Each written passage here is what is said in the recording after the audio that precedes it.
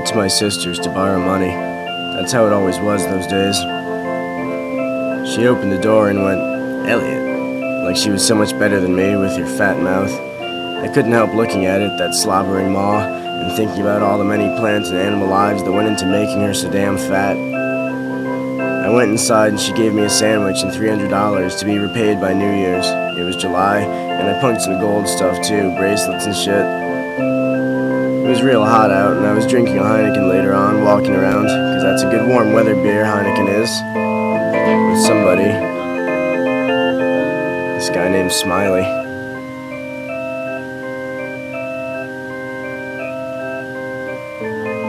Smiley was thin and long and crooked at the top, like a reed in a duck pond, only he was hairy and he smelled funky and he dressed in black and covered himself with sewn-on patches for bands that he liked, like everybody around there.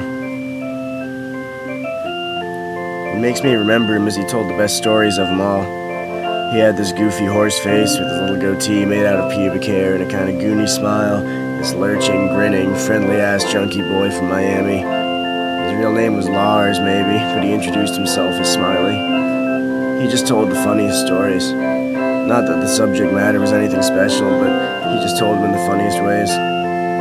So me and him went out looking to cop, and I stole some fruit off a guy's stand, but he yelled at me and even chased me a little, and I had to run, which hurt because I was sick, you know?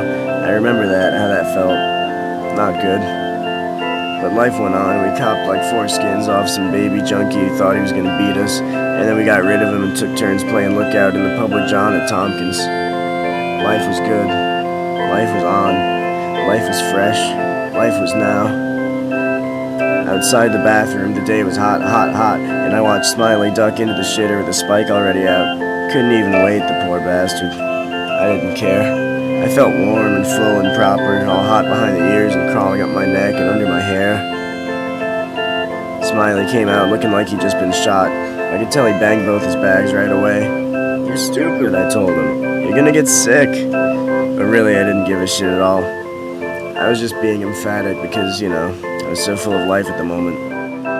I stood next to him and watched his crusty black back hunched, heaving over a bush.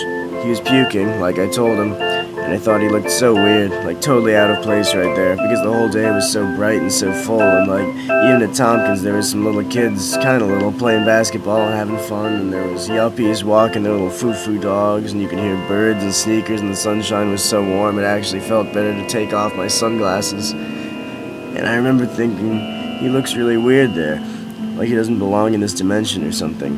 And yet there he is, plain as day, puking his guts right out into the very same dimension as everybody else. They were looking at him.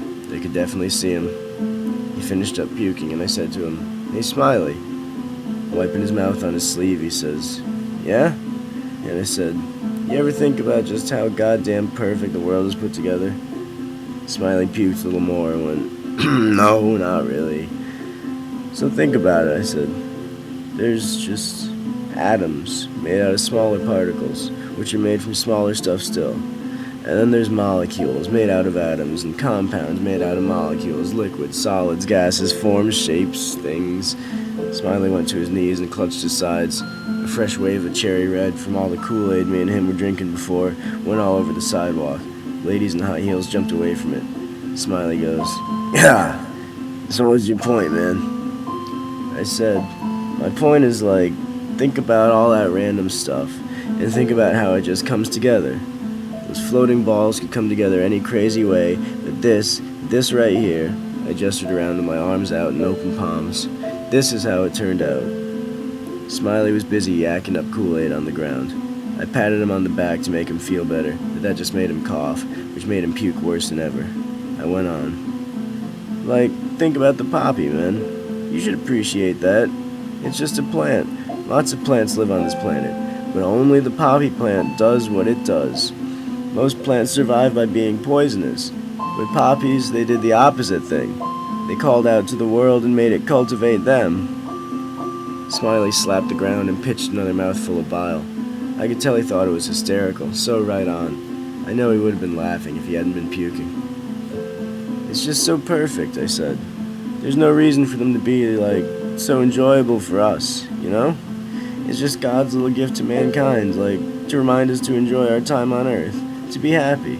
And there's just so many things like that.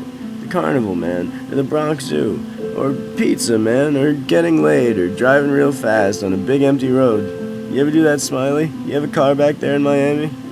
Smiley was done puking. I hadn't noticed.